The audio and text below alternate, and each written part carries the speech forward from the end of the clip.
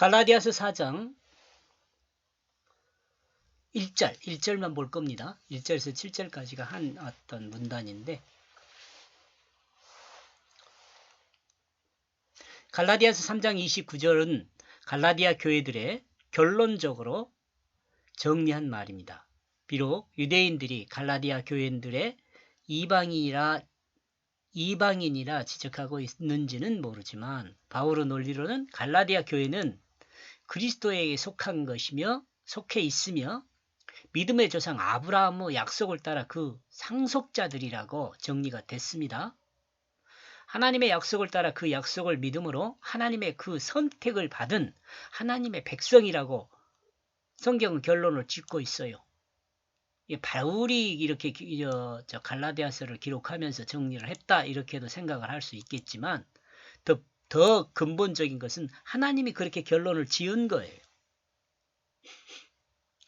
나와 여러분, 지금 우리 대한민국에 사는 나와 여러분이 구원을 받아가지고 하나님의 백성이며 하나님, 영원한 하나님 나라의 상속자가 된 것도 지금 이 성경에 근거한 거죠. 하나님 말씀에 근거한 거예요. 바울을 통해서 이 바울이 갈라디아 교회에게 말하는 것을 통해서 나와 여러분에게도 이 말을 동일하게, 이방인인 나와 여러분에게도 이 말을 동일하게 증거하고 있는 것이에요. 이 근거에 의해서 우리는 하나님의 백성이며 영원한 하나님 나라의 상속자가 된 거예요. 단 예수 그리스도 십자가와 부활을 믿음으로 구원받은 사람만, 그렇지 않는 사람은 아니고요. 이와 같은 엄청난 사실 앞에 갈라디아 교회들은 약간의 혼돈이 있었을 것으로 바울은 생각했을 수 있습니다. 그렇죠? 그러니까 일반 상식에서 벗어난 이야기를 지금 하고 있으니까, 그러니까 지금 육체에 속한 속해 있는 그 생각, 육체를 갖고 있는 그 생각의 범주 안에 있는 사람들에게 영적인 이야기를 하니까 그 영적인 이야기를 듣는 육체에 속해 있는 사람들은 이해할 수 없죠.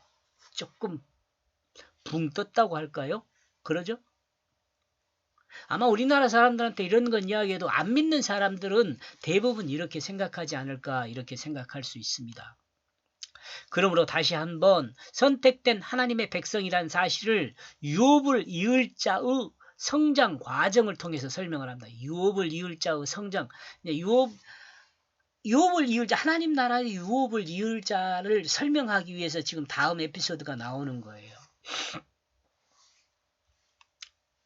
4장 1절, 내가 또 말하노니 유업을 이을 자가 모든 것의 주인이나 어렸을 동안에는 종과 다름이 없어서, 이것만 읽어도 여러분 다 이해가죠. 근데 이제 이것을 이제 조금 설명을 제가 해보는 거죠. 또 나는 말한다. 이제 갈라디아 교회들에게 다시 말하는 거예요. 이는 바울의 보충 설명이라 할 수 있습니다. 그리고 반복하여 다시 말한다는 것은 그만큼 중요하며, 또한 그 내용은 거짓이 없는 참 진리임을 강조하고 있다고 볼 수가 있습니다. 그리고 이 내용에 대한 바울의 믿음은 확고하며 틀림없는 사실임을 자신 있게 증거하는 것이라고 할 수 있어요. 그러므로 강조하고 또 강조하는 거예요. 지금 바울의 믿음을 확신이라고 말하는데 이 믿음의 확신이 있기 때문에 증거를 하는 거죠. 그러니까 하나님은 그 확신을 하나님 말씀으로 사용을 한 거예요. 그러니까 바울이 증거했다 그래서 이건 바울 말이다 그렇게 알아들으면 안 된다. 그것을 제가 여러분에게 말씀드린 겁니다. 비록 바울이 갈라디아 교회에게 이야기하는 내용이지만 이 내용은 하나님 말씀이므로 하나님이 백성에게 하나님이 말씀하신 내용이에요. 그러니까 지금 대한민국에 비록 살지만 나와 여러분은 이 말씀을 하나님 말씀으로 들어야 돼요. 바울 말로 들으면 안 돼요.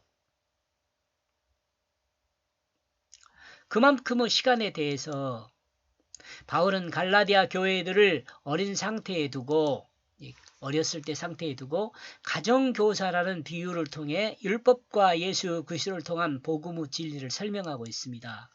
아마도 당시에 학교라는 기관이 보편적으로 활성화되지 않았기에 어린이들을 가정교사를 통해서 사회생활요. 사회생활의 모든 것을 모든 것과 사회생활의 모든 것과 보편적 학습의 어떤 것들을 가르칠 수 있습니다.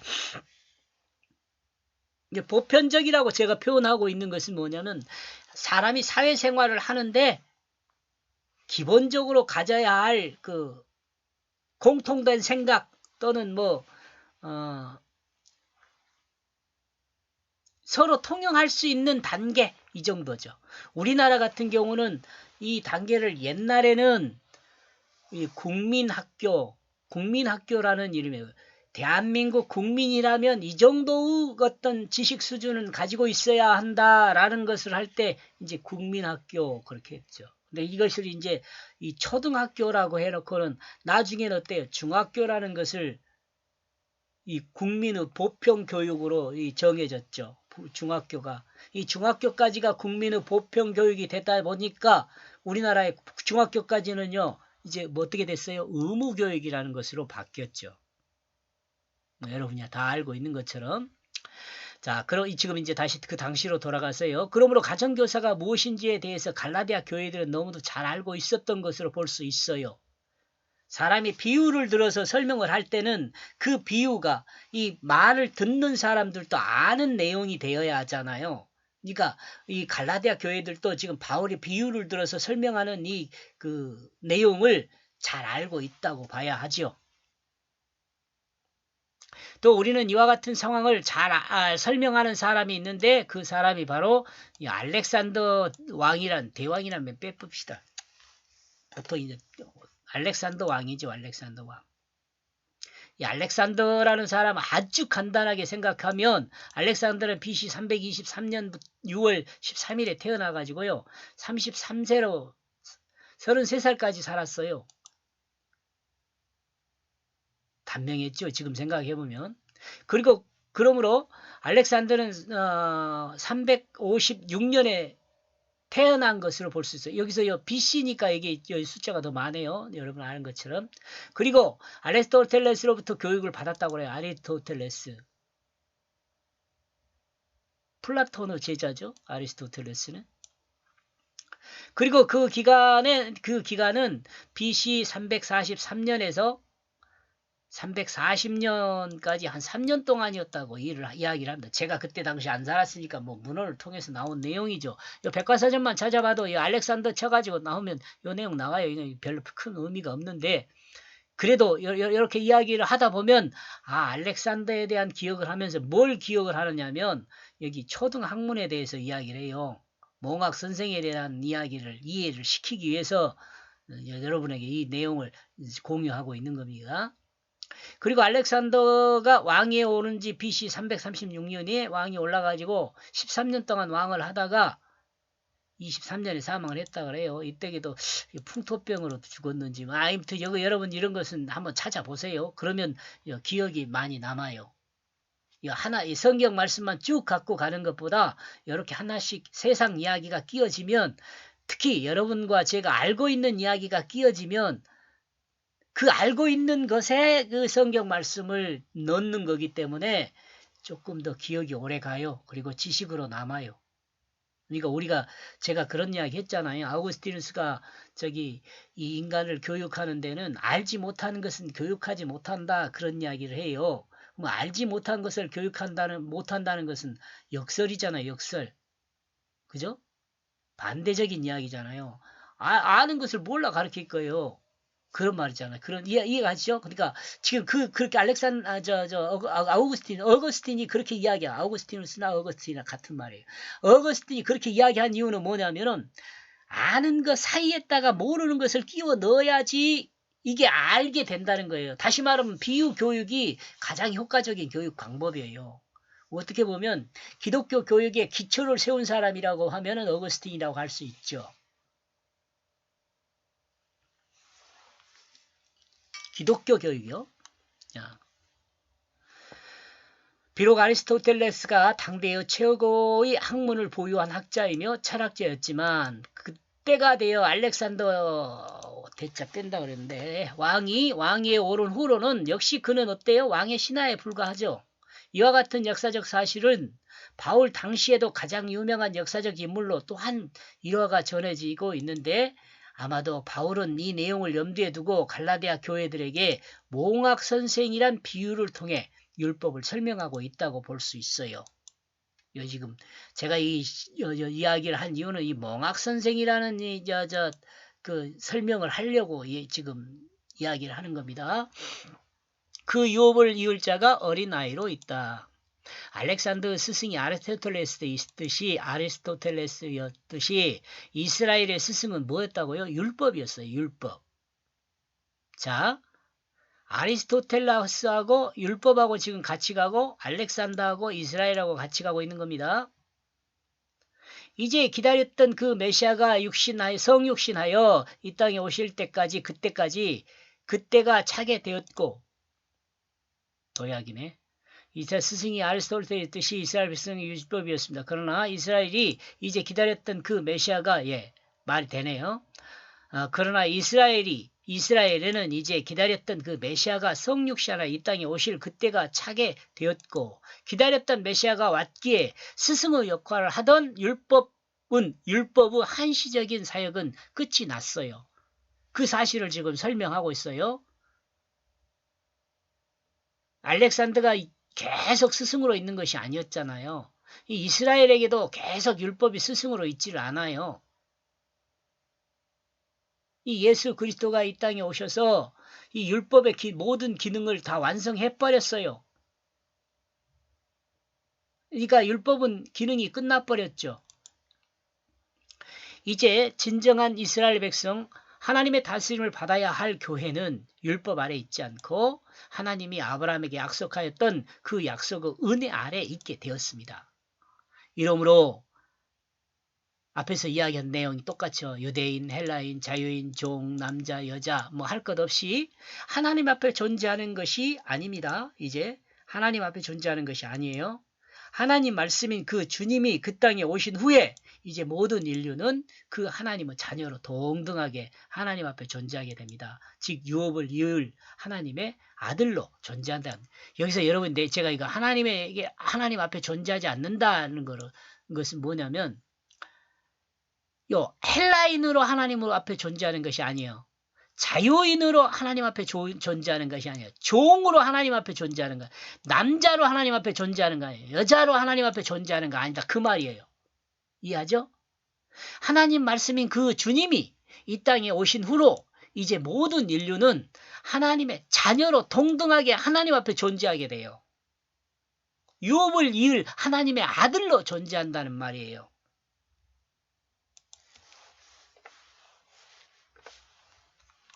이해하죠? 영광된 이야기죠. 그 종의 다름이 아무것도 없다.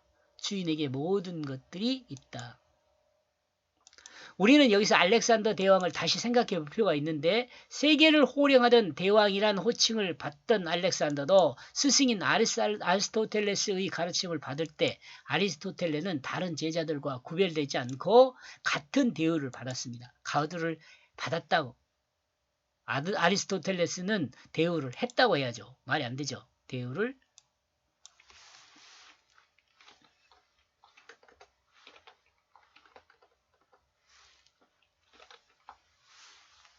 이는 배움에는 왕도가 없다. 배움에는 왕도가 없다만 알렉산더 대왕에게 하는 이야기가 아니에요. 이것은 여기 보면은 유명한 수학자 유클리드가 여러분요 학교 다닐 때 유클리드 기하학이라는 거 들어보셨죠? 이제 그런 이야기에서 이제 유클리드가 수학자예요. 물론 철학도 했지만 유클리드가 수학자인데 이 사람이 제자는 누구냐면 프톨레미라고도 하고 프톨레미오스라고도 하고 뭐 그래요. 있는데 소타는 이 소타라고 해요. 프톨레미 소타.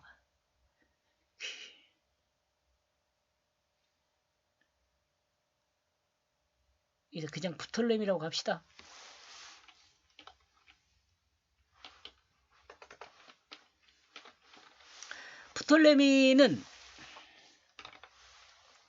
프톨레미오스 그렇게도 이야기를 해요. 프톨레미는 이집트 황태자로 후에 왕이 된 사람입니다. 이집트에. 다른 학생들과 똑같이 공부를 했지만 수학은 정말 그에게 괴로운 과목이었다고 해요. 그래서 어느 날 그는 유클리드 선생님에게 물었습니다.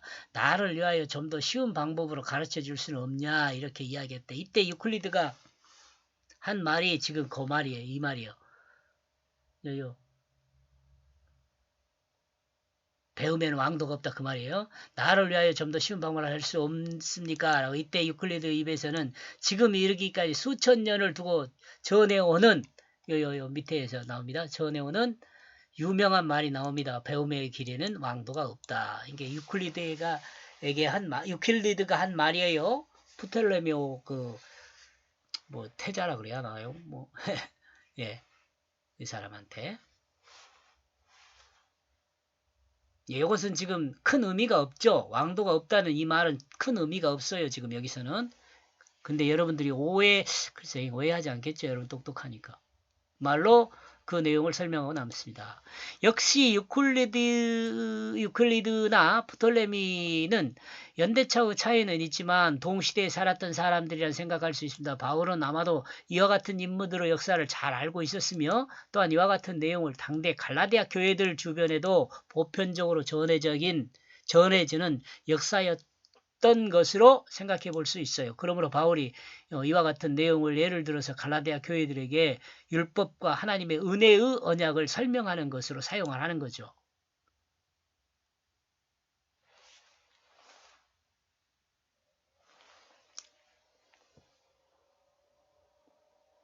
우리가 사는 이 시대에도 집사가 되고 장로가 되었는데도 여전히 자기 중심을 죽이지 못하고 신앙도 자기 기준으로 자기가 아는 그 하나님만을 고집하는 사람이 있죠.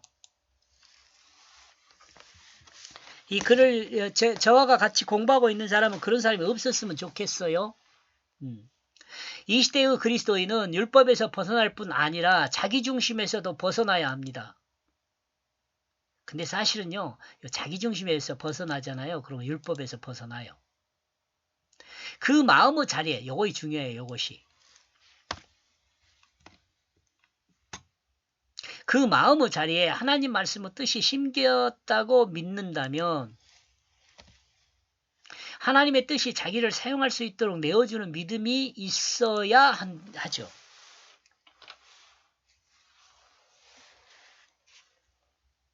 예수 그리스도를 믿음으로 십자가에 자기 중심이 죽은 것과 부활의 예수 생명으로 거듭난 그것을 믿음으로 사탄의 거짓에서 벗어나 그 마음의 진실을 회복한 하나님이 주신 사랑으로 살아야 합니다. 거듭난 사람이라면, 예수 믿는 사람이라면 이 삶을 통해 하나님이 태초에 하나님께서 태초에 사명 주신 모든 피조물을 섬기는 그 자리에 있어야 합니다. 이것은 제가 설명을 자주 했어요. 우리 그리스도인의 결국은 하나님이 태초에 사명 주신 그 모든 피조물을 섬기는 그 자리에 있는 것, 이것이 그리스도인의 결국이에요, 결국. 1절 또 나는 말한다. 그만큼의 시간에 대해서 그 유업을 이을 자가 어린아이로 있는 그 종과 다름이 아무것도 없다. 주인에게 모든 것이 있다 해도. 여기까지 보겠습니다. 고맙습니다.